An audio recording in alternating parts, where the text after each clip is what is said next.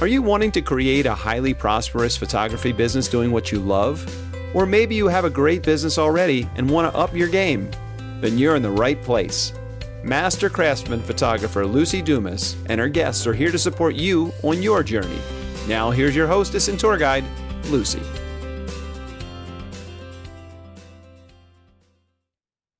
If beauty was only skin deep, every photograph would reveal the same personality. We create portraits, an artistic expression that goes past the outer layer, beyond the first impressions, and into the abyss of one's defining essence.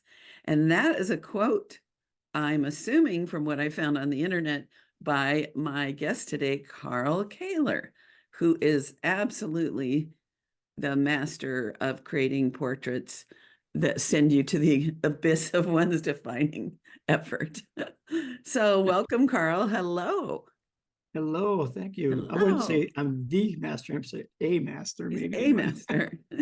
So I want to invite you, listener, to go to lucydumascoaching.com, and Lucy with an I, always, of course. And you can check out what I'm up to with coaching. If you want to book a 20-minute call for any reason, ask me a question, take advantage of my 40 years of being a part of this industry. I'm here for you. Okay, let me introduce you to the great and powerful Carl. He is a master craftsman photographer, a CPP. He is an author, and he has been teaching since 1996. I think I saw that number somewhere.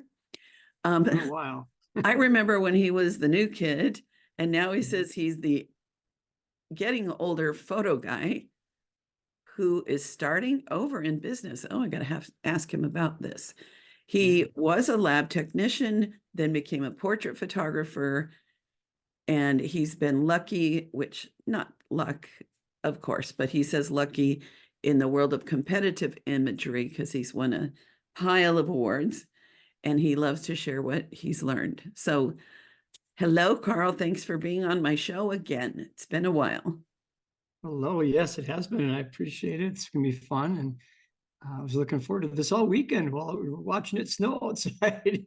So, yeah, I'm sitting here with a blanket in my lap, hoping my little wall heater in my living room will get some heat coming into this little conference room, and you're buried under a pile of snow, right? yeah, We're getting there. Cold and So just in a nutshell, how did you get started in photography? You said you were a lab technician, so maybe how did that happen? Well, actually, I was an athlete in high school and ate, drank, slept, breathed wrestling. And our wrestling coach was also the yearbook advisor and the photo instructor at our high school. And long story short, but one day we were messing around at practice and probably doing things you probably shouldn't have been doing. And when the coaches came up and we were all lined up there, and he said, who started this? And pretty soon I found myself the only one standing there, and everyone else took a step backwards. And I just volunteered to be on the yearbook staff. So, but it was a really good thing. My aunt and uncle were also hobbyists, photographers, and a printer. And so I got started actually in the darkroom in high school and photographing life events. The high school students for the yearbook, and Pulaski High School, the high school I was in, is the only high school in the country nationwide that produces the actual community paper, not the school paper, the actual community paper. So how many kids in the school? About 1,200 total, not quite. Well, back then it was about 1,000. So, yeah. So yeah, in a very small town, we're a community of, at the time, about 1,200 to 1,400 people in town, but it's very is a very large conference or district because it was all agriculture. Mm. So some kids spent an hour a day on the bus every morning and every Oh. night because it was some long drives from edge to edge in our district. So Well, so I was the editor of my yearbook, mhm. and do you remember Phil Cheris, Mr. I Cheris? do. Yes. Well, so the moral of this story that I'm going to tell now is we all start somewhere. So Mhm. you started in yearbook. I didn't photograph in yearbook, but it developed so much of my visual, not, the Yeah. whatever our synapses in our brains and layout and design. Sure. Up until my senior year, when I was the editor, Phil Cheris Studios did our Yeah. yearbook. Oh my. They were yearbook photographer. Yeah. I'll tell you a story about that.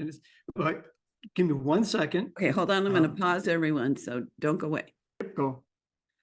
Okay, we're back, and I We're am back. recording again. Yeah. So, Darn business. pardon? I said, darn customers. Yeah, we need That's them. right. Yeah. We need those. Yeah. Okay. Yeah. So I was saying that the great and powerful Phil Cheris, who kind of really launched the luxury studio portrait business, getting thousands and thousands of dollars per image, started in yearbook. And we couldn't afford him my year. So we had this very not good studio that did our yearbook after being spoiled with Phil Cheris. So, okay, so you had a thought.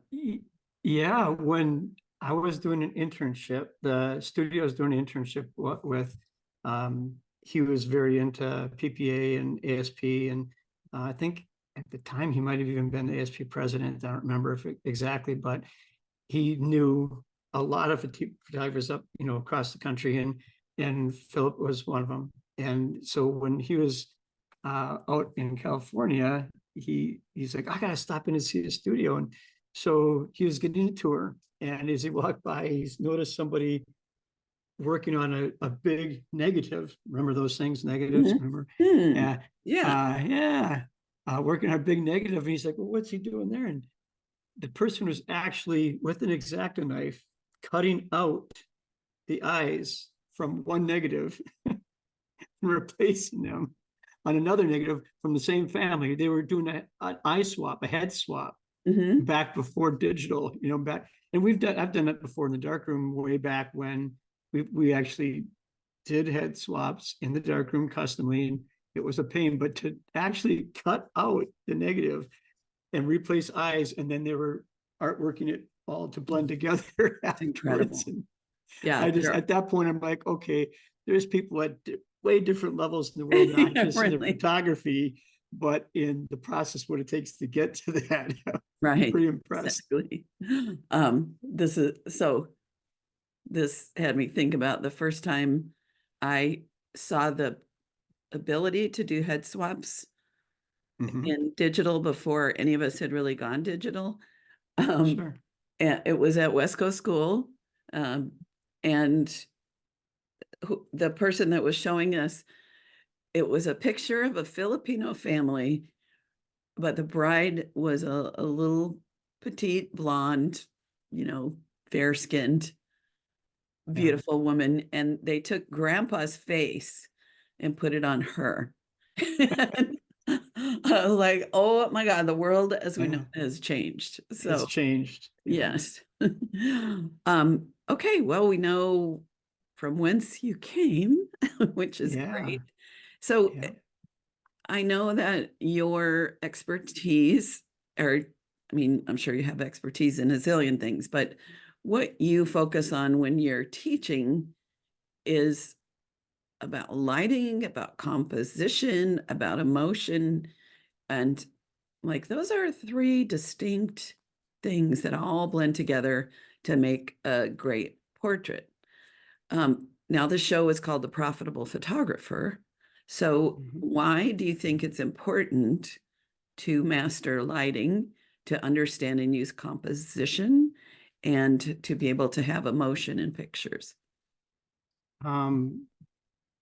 Because if you don't have lighting that looks three-dimensional, if you don't have composition that creates a balance and interest, if you don't have an emotional appeal to an image and a story along that emotion, you're no different than everybody else with the iPhone right now.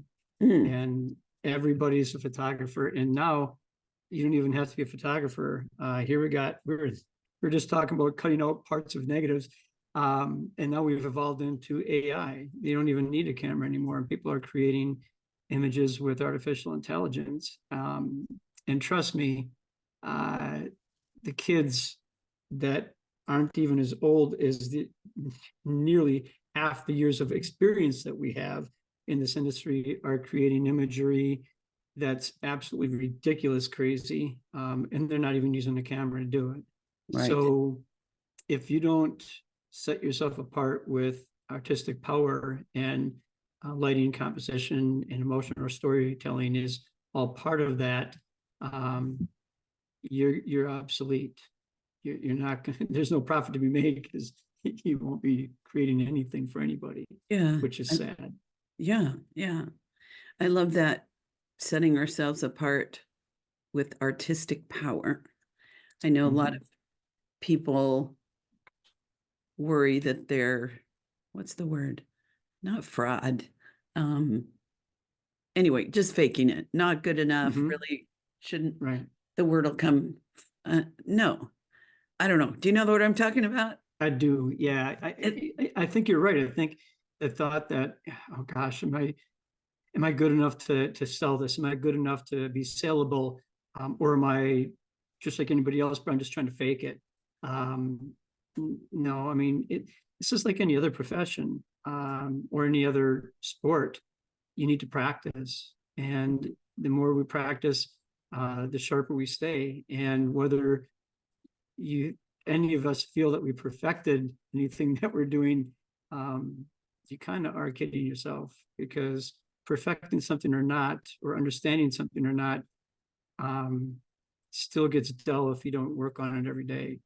So, think about a musician. If you have a phenomenal guitar player, and yet they sit there on the guitar and they don't touch it for 10 years, I guarantee you they're not in the same state of mind or the same sound that they had, structurally, physically, melodically, at all, as when they were doing it on an everyday basis. And we're no different. We gotta keep our skills sharpened. So practice and do your best every day, and hopefully tomorrow's gonna be better than what we did today. Right. And that's all we can ask for. Yeah.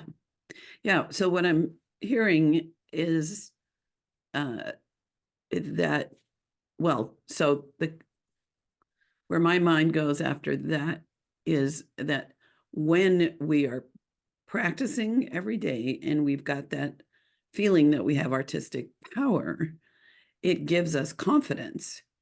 Yes. That even if the truth is your work is just like all the other professional or semi-professionals in your area, having the confidence to move forward and sell your work and feel good about what you're doing gives you an edge, because that people can feel if you're not secure in what you're doing. Do you have thoughts on that? Definitely. Yep, that makes absolute sense. I mean, I know a lot of very average photographers that are doing really well in business, but they can sell themselves. It's not they're selling their work, they're selling themselves. Right. They're selling the concept, they're selling their confidence, they're selling then the product as well, but it's the experience and the relationship that you have from photographer to guest that really does make a big difference. But for you yourself in your own heart, if you want to set yourself apart and become better, really think about composition, light, emotion, and get those to levels that are very high in scale. Yeah. And I'm thinking about all the people we probably know whose work is outstanding, who has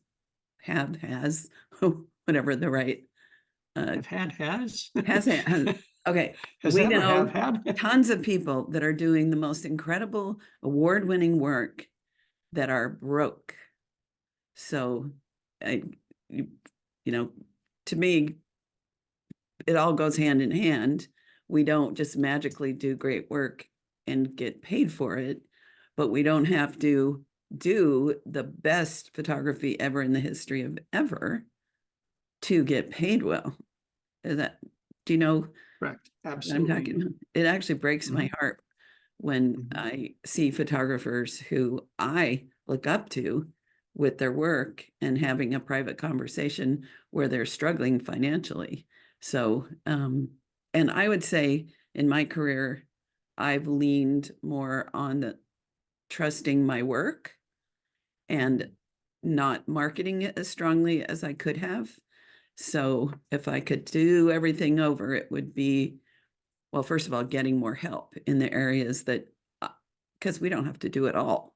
So finding those ways to get the word out, but it also has been really nice to lean into the fact that I know my work, I feel really good about the work I produce. Mm-hmm. So let's see, anything else on that before I move into Oh, we could go for more? days on it, but yeah. Yeah.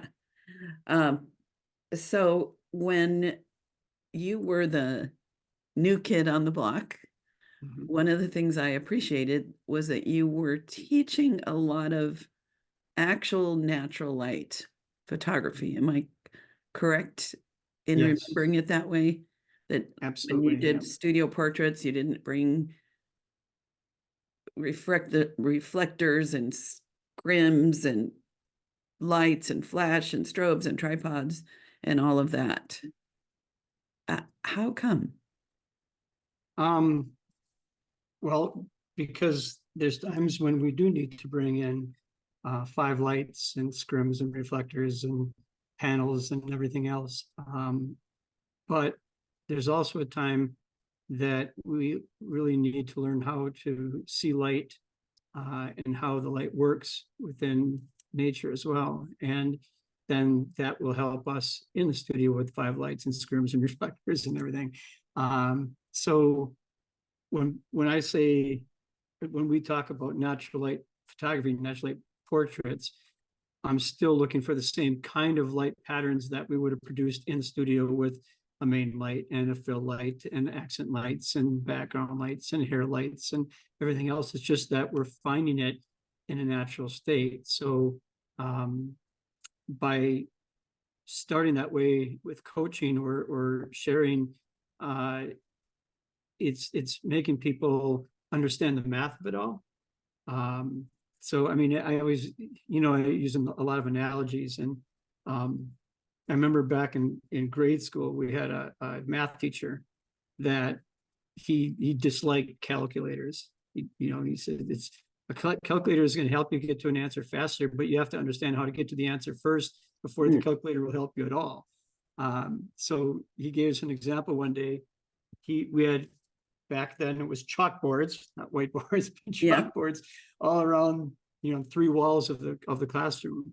And he had 2 people go up to each chalkboard and start writing columns of 4-digit numbers, just 4-digit numbers, columns of them. And we filled 3 chalkboards with it. And then while he was out of the room, and when he came into the room, he said, "Okay, everybody, when I walk in the room, get out your calculators and add up all the numbers." And he walked in and he's like, he took a piece of paper, he taped it on the bottom of the last little column, and he wrote a number in chalk. And we were like typing and looking and typing and looking. And what we found out, first of all, was that we had, I think, 20 some people in the class, and we had 18 different answers. But in checking the math, he actually had it right, and he did it faster than all of us on the computer or on the calculators. Just But it was a good adding. analogy. Just Yeah, adding. just adding. Yep, just adding. And he said, "See, light, and that's why I always put things into perspective of how we learn them. And lighting is part of that, in that there's math and there's art to lighting. Mm. There's math because we need to understand exposures and how equal exposures work, and what's going to create what we're looking for as far as speed or depth of field or whatever. That's the math of it. But then there's an art of it, which gives us shape and form and texture, which sets the subject apart. But then there's an added little fun thing, is that, it's also part of composition. And so light can lead you to something, to a subject, or to a place beyond the subject. It can help separate without even touching the subject. So light is a really important thing, but we have to understand the math and the science, or the math and the art of it, to fully harness it, which makes this a lot more fun. Yeah. Because it's difficult. Yes.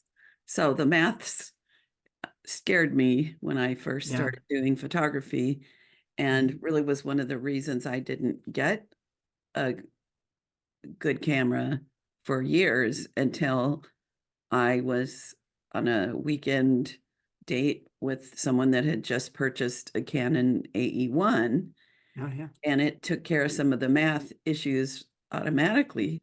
So I could just pick up that camera and get something so superior to my, I think, Brownie Hawkeye, or I might have had the little skinny ones by that time. Okay. Yeah.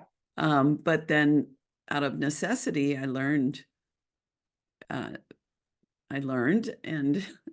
I also discovered there's only 3 things we need to look at, and all those extra bells and whistles on cameras can be so confusing. But f-stop, shutter speed, and ISO, that's really the math. Or back then the ASA, right? Yes, I never knew why it was ASA or ISO, but American Standard, and then no, it's International Standard, or whatever they're calling it. But okay. Yeah, things have changed over the years. And yeah. So something that hasn't changed, but I have a feeling a lot of people, even working professionals, don't understand what a stop of light is. That comes with the equivalent exposures, absolutely. So understanding the math of it so that you can change quickly in a creative manner is huge. But without drawing it out for people, I mean, if you're at f8 at 1/25th of a second, you're f11 at 1/80th of a second, or 1/60th of a second, I guess, is back in the old days. It's the same exposure, it's a correct exposure, but it's just going to look different because of depth of field or stopping power of speed. So but if you draw out the chart, you can, or memorize it, you just know that, okay, if I change to 1/4 of a second, then what is it going to do in my aperture? And you gain and you lose, you give and take. So if you gain more things, more depth of field, or things in focus from beginning to end, you're going to lose out in speed. So shutter speed. So you got to hold still, or whatever you're photographing has to hold still, so that in that correct exposure, anything moving, yourself included, is going to be a blur. So it's just a trade-off, and allows you to be creative. Now, that being said, I just discovered something this morning, and I found it kind of interesting. Scrolling through Facebook, and I'm not sure if you've seen it or not, but somebody, a software designer who's also a photographer, came up with what he's called Arsenal, photographic Arsenal. It's a device that he's hooking to his hot shoe, it looks like, from his camera. Sorry, say that again. It's called the Arsenal. Uh-huh. And now they have the Arsenal 2, and that's what I saw for the ad this morning. But basically what it looks like is what our cameras, like your AE1 did on aperture priority or shutter priority. It kind of gave us an average of the exposure and did it all for us with, the math, the f-stops and shutter speeds. Well, what the arsenal looks like is doing is going a couple steps beyond that and integrating some artificial intelligence to take the best of all worlds of what we would have done with our raw file in an HDR or a focus stack. And Mhm. it's allowing you to basically on the fly get the vision you want instantly. And so, for example, if you are photographing a waterfall through the woods, okay, so you have light coming from the waterfall and you see all the great big trees in the foreground and it's dark underneath the trees, but you want to see the waterfall, but you also want to see light kind of coming in. You still want to see detail in the bark in the trees. This is taking that all that information in the raw file and it's merging it into like a high def or HDR um, type of scene and making that the one shot in all in one frame. Mm. So, it's taken all things I would have done customly in the darkroom using the information that was on a raw file. But it's kind of collaborating there right on, and you can use your phone. So somehow it's docking with your iPhone or your device, handheld device, and you're seeing it real time do its thing. So it's an app or it's a thing It's you, an actual hardware device. oh, Yeah. huh. So yeah, look it up. It caught my eye and it created some interest in me right now to try it, to check it out. What interested me was it allows you to do layered panoramics.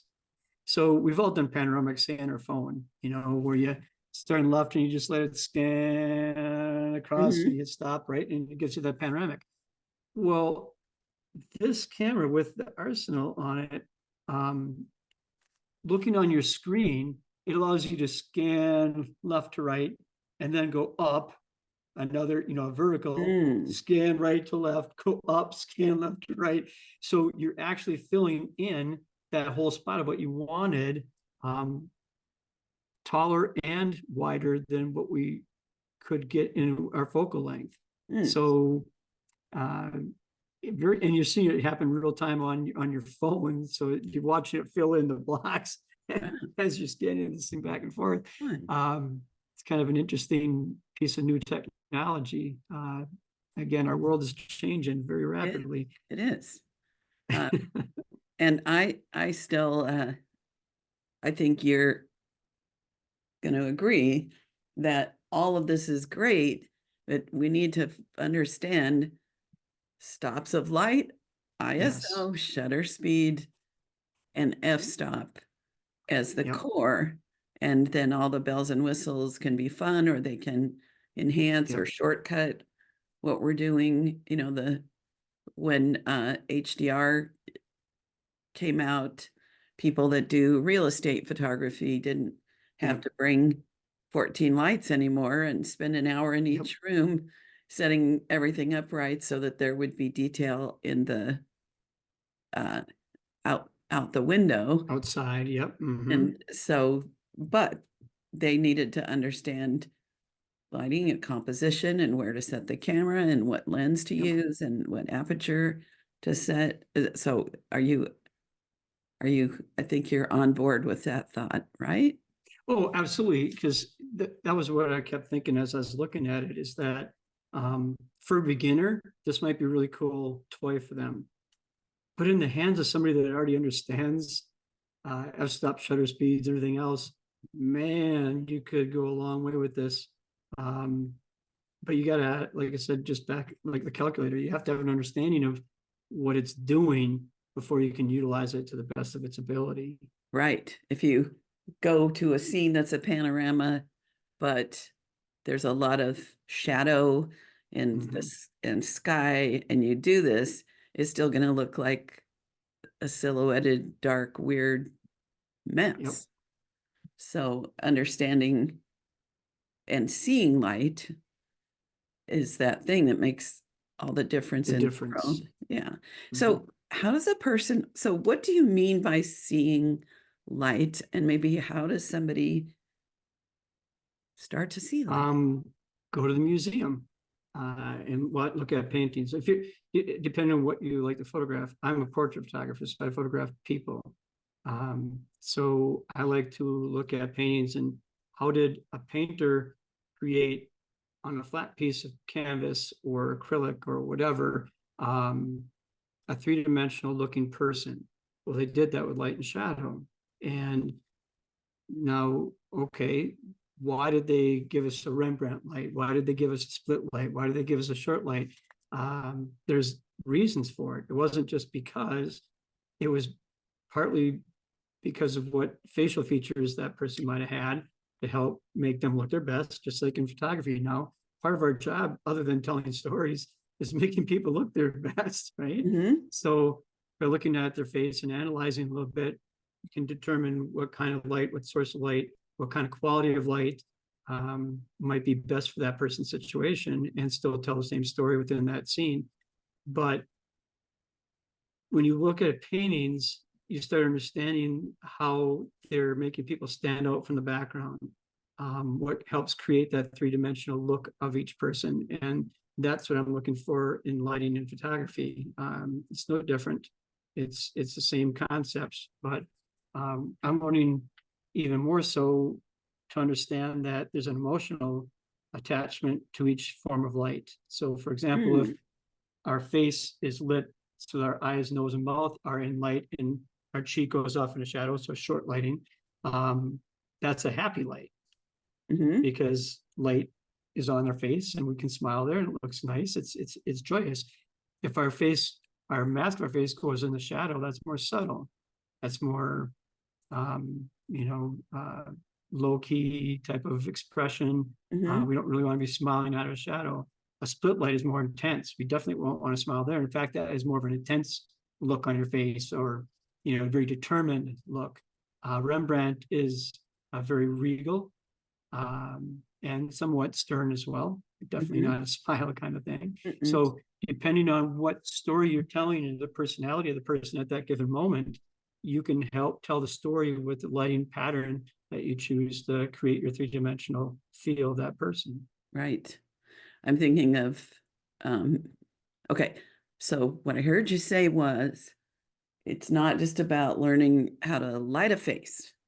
Like when I'm teaching how to find light, how to light, I'm looking for the basics, which is putting a catch light in the eye. If you've got it at 10 or 2, then the mask of the face is going to be nicely lit. Maybe we think about lighting ratios. So that's like a Dick and Jane book. I don't know if they still use those in kindergarten. Oh yeah. I hope so. They were cool books. But then there's, we've got how many crayons in that crayon box with the sharpener on the side. Some of them have a lot now. What I'm hearing is then as you begin to study and learn how light can affect and communicate emotion, then you've got the full 96 crayons or well, you got more. To get to the 256 crayon box, then we're going to take it even a step further. Yeah. Because light can even not just help with your emotion, it can also mess with your minds, how our mind sees a piece of paper, and help create depth and dimension. So things that are light in a photograph will always appear to be coming towards you in a flat piece of paper. Anything that's in shadow appears to be going away or receding from you. So if you use that concept in how you situate things, compose things on your image, that will help create more depth and dimension too. Until basically when it's said and done, and I create an image, I am telling every viewer without verbally saying it, but they know I'm making them look where I want them to look without telling them. And they have to, because everything we're doing brings their brain and their eyes there, whether it's things that are leading them with lines or color or light or balance. There's all these different things that they're going to see first, second, third, and that's extremely purposeful. That's the whole point. we're all artists, you know, and the thing is, I'm sure you've heard this before, and I'm sure everybody in your listening audience has heard this before, that somebody told each of us that, wow, you have a good eye. Mm. Right? You've heard that before. We have a Oh, good yeah. eye. And they're right. We do. But I think that it's important, and I say this a lot, but it's true in my mind, my opinion, that we do see things differently.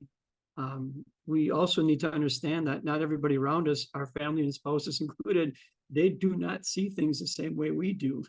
Hmm. Some things are very obvious and easy for us to see because we're very visual people. Other things, because we have to understand that not everybody sees things exactly the way we do quickly, it's important for us to know how they see it and to make sure that we place things and light things and create so that it's obvious to them, so they don't have to question an image. They just know what we want them to see. Does that make sense? Yeah, yeah, it totally does. And I'm thinking about like the uses of light to flatter people. Yeah. You know, that is sort of when you learn just that, then as you're posing, people thinking about how you light them to feature what they're going to enjoy looking at by directing your eye there and direct them away from the parts that maybe they're not wanting to see. Exactly. You know, I'm not crazy about this. I I need to get my computer higher, and then you know, all this. I mean, it's not, there's not that much. If you're See, guys listening, have made, we just grow a beard. That's all. yeah. If you're listening and not watching, I'm pointing to my chin, which actually isn't that bad today, under my chin. But yeah, so being mindful, like sometimes people are like, I don't think that you should try to retouch or do anything to make somebody look slimmer. You know, that's not, that's too judgmental. But as artists, I love what you just said. When we can pose light, and I would dare say do some retouching in a way that brings our eye to the parts that we want the viewer to see, that's our job as portrait artists. Yes. Yeah. So, analogy of that, years ago, I was just trying to wrap my head around this whole lighting thing. And I Mm-hmm. mean, I was just out of college. Actually, I think I was still in college. And I got talking to a commercial photographer. And I said, gosh, I just don't get it. Maybe I should be a commercial photographer because I'm just not understanding this light. And he kind of laughed at me and he said, no, it's no different. You still got to learn light. He said, okay, think about it this way. In commercial and advertising, we put light on what our clients want to see or want to show off about their product. If they don't want us to see something, we put dark on it or let it go into darkness. If we want them to see it a little bit, but not as much as certain parts, we put less light on it, but not too much dark. So Mm-hmm. light the things that you want people to go to. And portrait wise is not really any different. You know, we Right. light the things that are going to set us apart. We pose so that our imperfections aren't as obvious as sometimes it can be on a photograph. So Right. Now, I just interviewed, what's her name?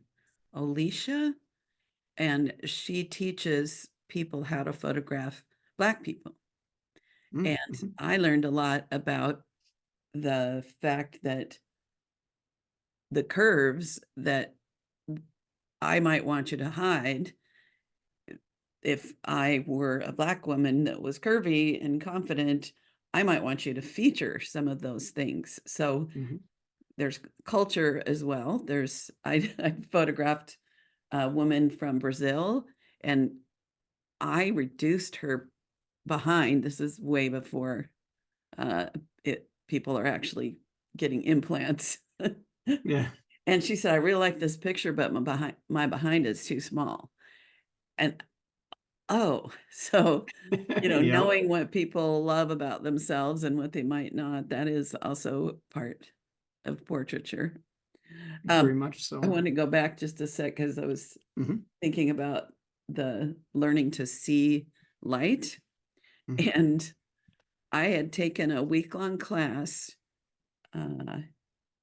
I can't remember his name, guy from Canada. It was at West Coast School. You teach at West Coast School and mhm, Texas School and all those. And a big part of it was about learning to see.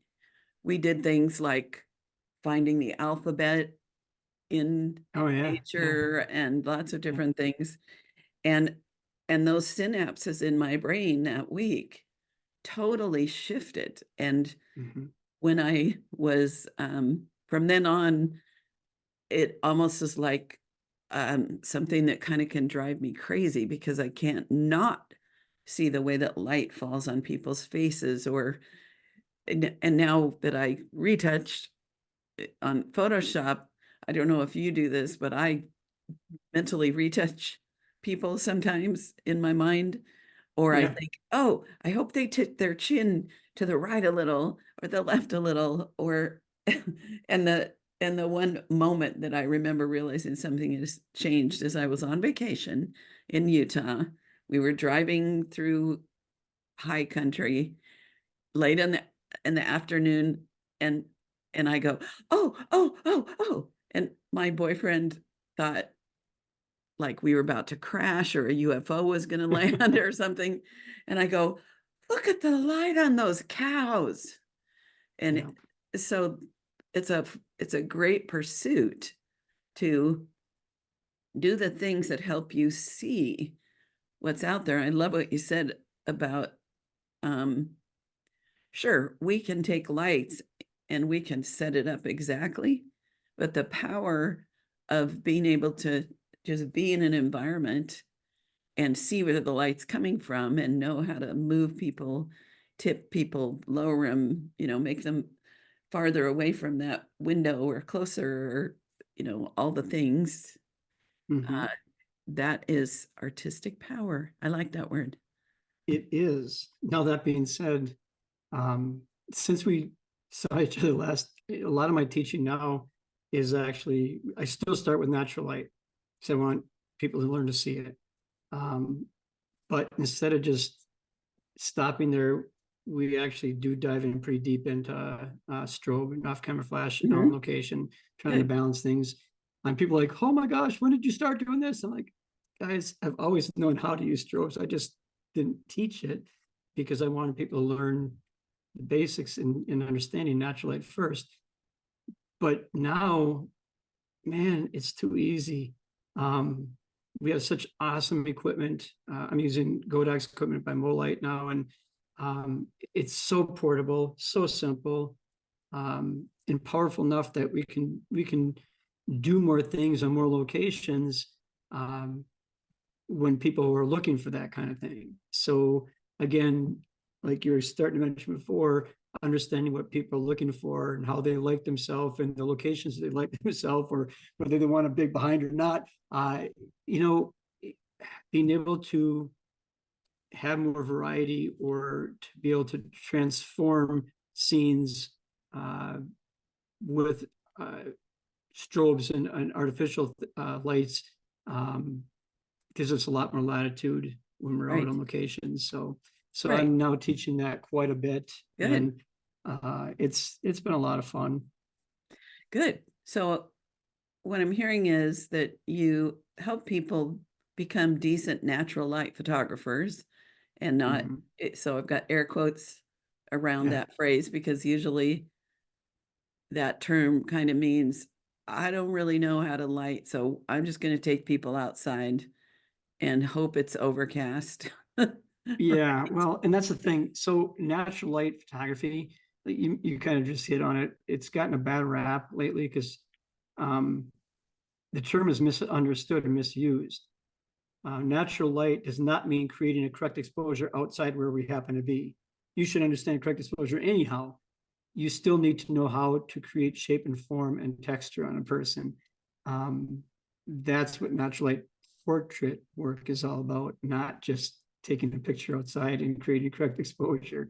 So yeah, I mean, every given Saturday or Sunday, I can see, 30 or 40 people running around the park, chasing kids and taking pictures. And right in the middle of, 1 o'clock in the afternoon, I know they're going to look terrible. Mm-hmm. And I know it's not anything different than what that mom or dad could have done on their own.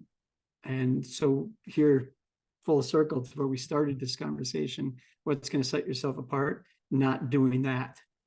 Right. Because they could do that themselves. Right. Honestly, learn how to light. Right. And we all start somewhere. I'm sure there's people listening that are like, well, that's all I know how to do.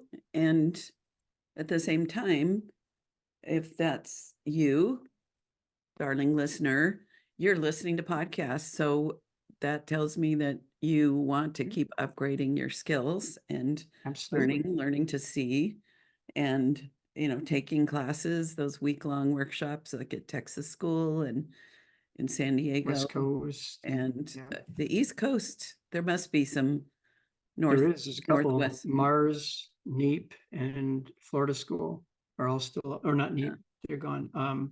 East Coast, Mars, Florida, New York are still there. So you get to spend a week with a teacher like Carl, who is going to teach you principles, teach you skills, have Let you fun, practice. talk a lot, make new friends, party hard at night. It's just, I think that going to West Coast School maybe 12 to 15 times in my career is a huge part of how I managed to make a good living and be really proud of my photography and be confident, because the last thing I wanted to do was learn studio lighting. And when I took Frank Cricchio, did you ever take Frank? Yeah. He uses like, I don't know, 45 lights. No, Yeah. that's exaggerating, It's but very he technical. definitely uses like 7. And may he rest in peace. But even though I didn't ever want to set up 7 lights if I didn't have to, man, that impacted me in seeing where he brought what he calls the angel kiss right to this little spot, and how that makes such a huge difference.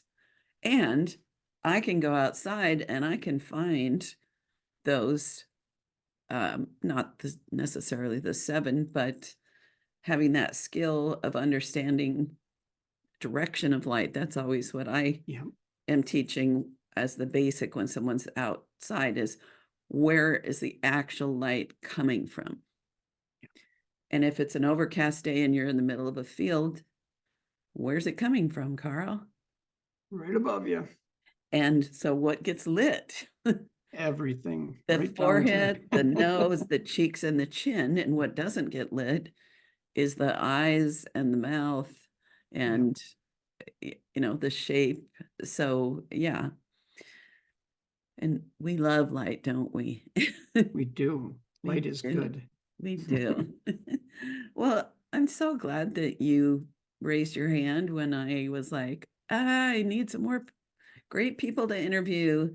Who do you know? And you're like, I'll come back. So yeah, you were, when I first launched this podcast 4.5 years ago, I begged you at West Coast School on the little vendor night, can you be on my show? And you're like, of course, I'd love to. So thank you for supporting me when I first had this venture. And yeah, we could probably just talk every week and there'd be good stuff coming out. Yeah, okay. I mean, well, that's the fun part about photography, is that, everybody has a little bit different viewpoint on thought process, and we can learn so much from each, from everybody. So even beginners have a lot to teach that they might not even realize. Oh, I like that. So how would you answer someone, this was a little discussion in a Facebook group where someone was saying, I'm thinking of dropping my PPA membership because I think it's just an organization for beginners. Yeah, that was one of my students. Oh, it was on, Yeah.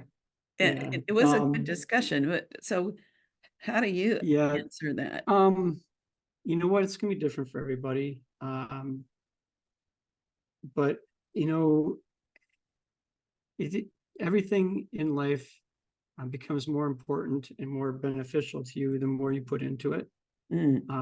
If you're just sitting back and waiting for a magazine every month, would I pay dues? Not a chance. But you know, if you're utilizing the networking, utilizing the just the people you know because of your membership and what people are discovering, that new arsenal thing I just saw today, maybe somebody else can look at it and say, hey, I have a new ways of using this that I'd never even dreamed of before, or that I never even thought of before. It's just, we're always bouncing ideas off each other. And then you got the insurances, and you got the degree programs, and business ideas and business ideas and business ideas Yeah. to help you out. You know, there's just so much opportunity still in PPA. Is it for beginners? Absolutely. And that's what people are, I mean, that's what they're trying to lend themselves or brand themselves to, because let's face it, there's a lot more. Think about it in business. There's a lot more people out there just starting than there are that are seasoned right now. A lot more. A lot so more. As a business, it's silly for them to go after the seasoned people. We should already be there. Right. It shouldn't be something they have to go after. So, you know, like I said, I'm sure I can learn something from somebody that's brand new, and I'm sure that they'd appreciate what we have to give them from being in this industry for a very long time. So, well, and I love the opportunities that come when we teach. The teacher's page in my yearbook, there was a poem that I can't quote the whole thing, a poem picked by me that started, it was like about teachers, and it said, each day I learn more than I teach. So to me, that opportunity to be contributing and sharing, like when I first started teaching to get my master's and my craftsman, my topic was on children. And somebody said, think about something that you know that maybe everybody doesn't know, and write your program around that. And I realized, as every kid's Aunt Lucy, that I understood the stages of childhood. I understood the 8 basic needs that we needed to take care of before a session to make it go well.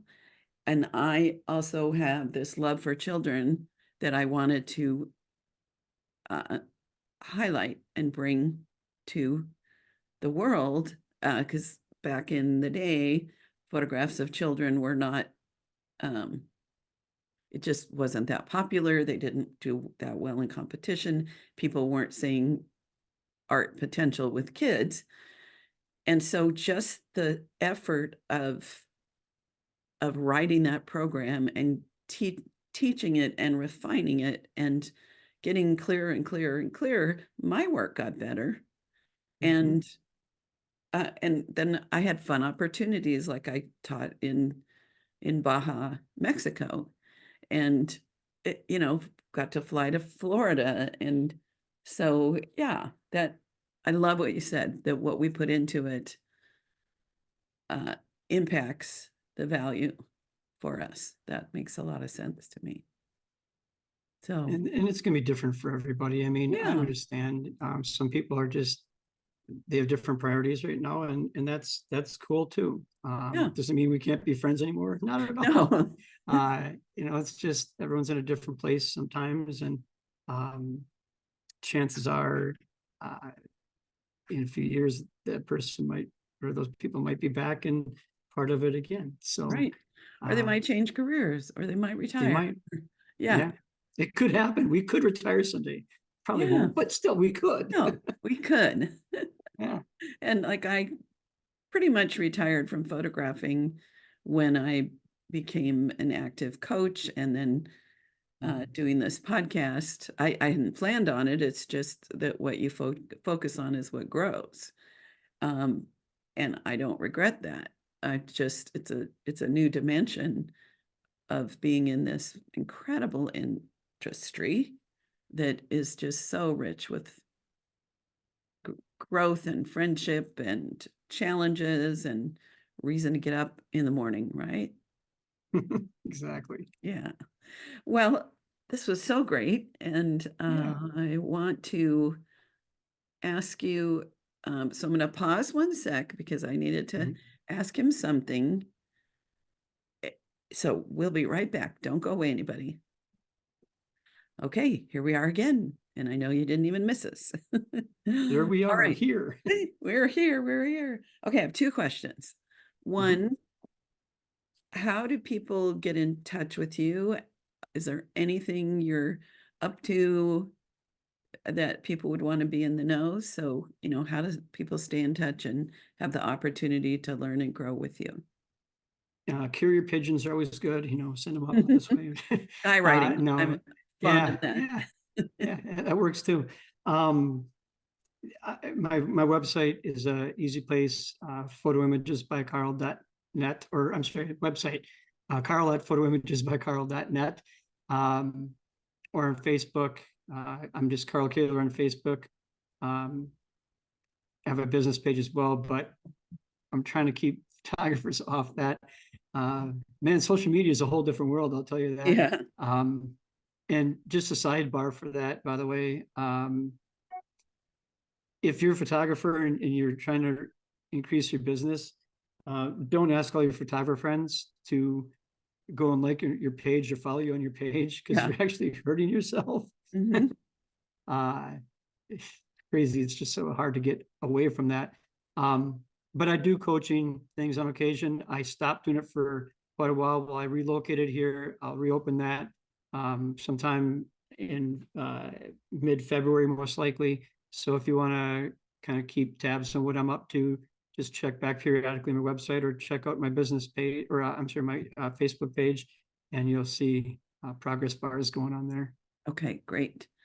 And so last question, Mhm. what either have you not shared that you might think, oh, I wish I had mentioned that, or what thought do you want to leave all of us with as we say adieu for I today? do.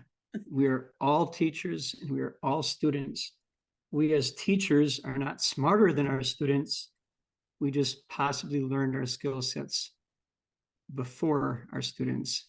And as teachers, we should share what we do, share what we know, so that in this case, our case, the industry of photography becomes higher level. And then we'll all thrive from it. So photography as a business, photography as an art, be open to it and share it, so that way we can all stay in this wonderful industry. I love it. So everyone stay tuned for my quick wrap up. And Carl, it's just been a great opportunity to hang out with you on this Tuesday Yeah. morning for me, Tuesday afternoon for you. See, I got to hang out in San Diego. That's right. That's right. And it's pretty During a nice. snowstorm. Yeah. Yeah. Thank you, Carl. It's You're been welcome. great. All right. Talk to you later. Bye-bye. Bye. So I'm back for my little wrap up. Before I do that, I just want to invite you to book a 20-minute call from lucydumascoaching.com. And I currently have 5 spots for a free longer coaching strategy session. So if we have a chat and I think it's a good time for you to have one of those spots, that's how we can get connected, and possibly I can support you in a much deeper way. So anyway, isn't Carl just such a nice man and such a good teacher. I loved how he talked about the importance of light and composition and emotion in the images we create, and that it helps us stand apart. I loved his term artistic power. So when we practice, and we learn the skills, we learn to see light, we learn to understand art and all of those things, our work improves and our confidence improves. So I love that. And then when he talked about how photography is art / shape, form, and texture and math, that I think is a great insight, and one of the things that can set us apart when we understand the math, because then we can use it to our advantage. And let's see, we talked about the value of being a part of organizations, and maybe it's not for everybody, but what we put into it is what we get out of it. And so many other good things. So thanks again for listening, and we'll see you next time. Bye. You have been listening to The Highly Profitable Photographer with Lucy Dumas. If you've enjoyed this podcast, please rate, subscribe, review, and share. To connect one-on-one and learn more about our coaching programs, just go to lucydumascoaching.com. Until next time, go have fun photographing and selling your work.